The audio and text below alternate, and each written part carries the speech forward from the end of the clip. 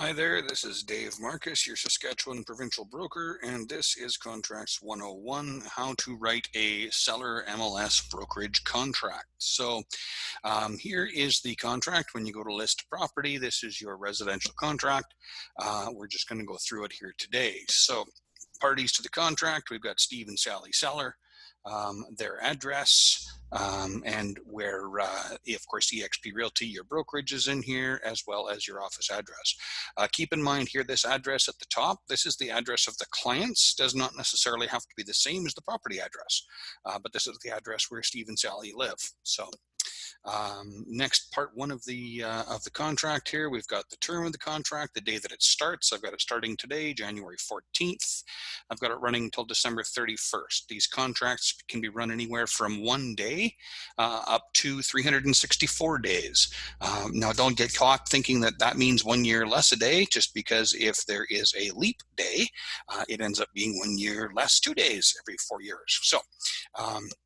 If you want to do a contract for a full year, you've got to be at least 1 day less than a full year, 364 days, not more than that. So in my example here, I've got about 2 weeks shy of 12 months. I've got it expiring on December 31st. So next two check boxes, these are mandatory. You've got to have something in here. We do or do not allow other members of the association to contact the seller in case it expires. So most people are going to say do not. Most people do not want their client's contact if their listing expires, but technically if you put yes, then other agents can contact your client if it expires. And whether there are or are not exclusions. Most of the contracts you write are going to not have exclusions. If there is an exclusion, you would need to put it on a schedule. So an example of an exclusion would be if my sister Mary wants to buy the house, she is excluded from the contract, there'd be no commission payable. That's a good example. So we don't see a lot like that, but it certainly can happen. So that's part one. Part two, you're going to have the civic address of the property, in this case 706 Express Avenue, and the legal description of the property. Please, please, please double check that legal description on land titles. Make sure you don't have it missing a digit or a letter or something that you're making an error on. This is going to be the basis of how the offer is written. These are important legal documents. They need to be accurate, so make sure you do have the accurate info. The terms of the sale, so in this case, we're asking $299,900 on this house. The possession date, this could be a specific date, like June the 3rd, for example, or it could be something like 30 days negotiable we've put in there, or heck, it can even just say COD, which in real estate terms stands for completion of documents. As fast as they can do the paperwork, they can have the house. So keeping in mind that this is just what we're putting on the listing, this is what the seller is requesting, not necessarily exactly what the buyer will offer. So it's a guideline to the buyer, but that doesn't mean the buyer has to make that in their offer. And then terms, CTNM is what I see usually in terms here. That stands for cash to new mortgage. We want money for this house. We don't want to treat it for boats or beaver tails. So those are the first three parts. You'll see part four of the offer. Everything is hard typed in here. You should read through, make sure you understand what it says in here regarding disclosure of personal information. Sometimes people want to know details about that. You know, it's okay for us to put their selling price on MLS, for example. That stuff's kind of addressed in there. So some clients need to know that. Make sure you understand it. The next part here, part 6, so brokerage remuneration. This is how we get paid.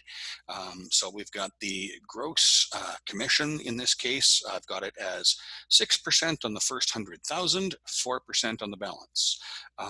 Don't write it like this. There are many contracts in the past that looked like this, 6/4, and everybody knew what it meant. However, SREC has indicated that that is not reasonable for members of the public. They need to have the actual details. So 6 on the first 100,000, 4% on the balance. So do make sure that you write that out. That is mandatory.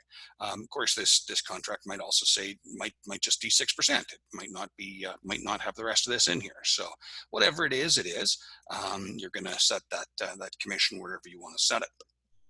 Make sure you get your clients to initial on page 1. Then on page 2, we get to what we are offering the buyer's brokerage under Part 8 here. So in this case, I'm offering 3% on the first 100K and 2% on the balance.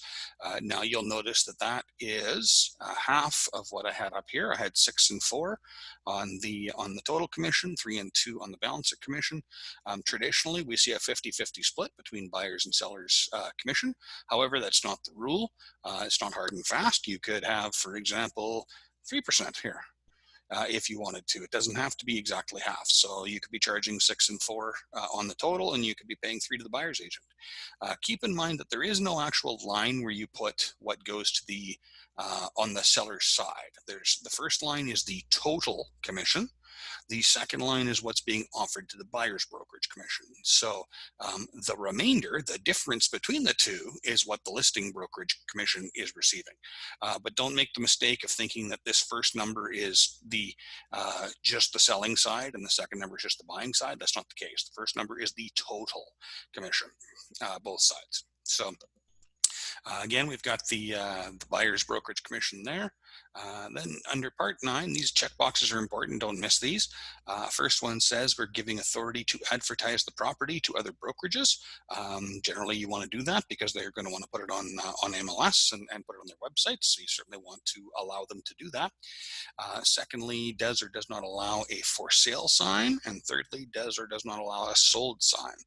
I'm a big believer in the value of a for sale sign. I think it definitely helps sell your home. So I always default to yes, unless the client insists on not having it.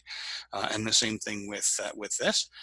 You're going to run into some condo properties that actually are not going to allow signs. So sometimes you won't be able to put up a sign. Or you might run into some people that say, I don't want my neighbors to know my house is for sale. So in those cases, it's going to be no. So you just, follow the client's wishes, of course. Make sure you understand that the next few parts, it talks about agency, it talks about dual agency. Make sure you can explain all of this to your client, read it through, have an understanding of it. And if any part of this document, if you need to flush things out, if you need more detail, let's say you don't have enough space, let's say the terms, for example, where I said, if we sell it to my sister Mary, you might not have enough space on that terms line, or some people have more detailed commissions than that. So if you need more space, you'll notice right here at the bottom of the contract on number 13, it says the entire agreement and any schedule attached. So if you had to do a schedule, you would just throw Schedule A or Schedule X or whatever it's called. You would throw that in there and add a schedule to flush out those details. So to make sure that you've got all the information that you need. And lastly, of course, you're going to have the clients signing and dating the thing. Now, what might happen sometimes is when you get to this point, Steve and Sally Seller are going to say, oh, you know what? We want to wait till Monday to get the house on the market. Today's Thursday the 14th, but we need the weekend to clean things up. We don't want to have it listed till the 18th on the market. Hey, no problem at all. So then we're just going to go back here to this upper date, and we're going to change this upper date. It's not going to come on the market till the 18th. So now 2 dates here. First date, this is the date the contract starts, that the property is on the market. So that's going to be Monday the 18th. However, down at the bottom here, you see that the contract is actually being signed on the 14th. So this date is whatever date your client is actually signing it. The date at the top is what date the marketing is actually going to begin. There is no hard and fast rule on there being a differentiation between those two. It could be a day later, it could be a week later, it could be a month later. I wouldn't do it too far down the road because people change their minds. It's not a good salesmanship strategy, but you can certainly have it a few days or a few weeks down the road. There's no requirement to have it on the same day or within 2 days or anything like that. So that is how you complete the document. So looking forward to reviewing all of your listings. Thanks.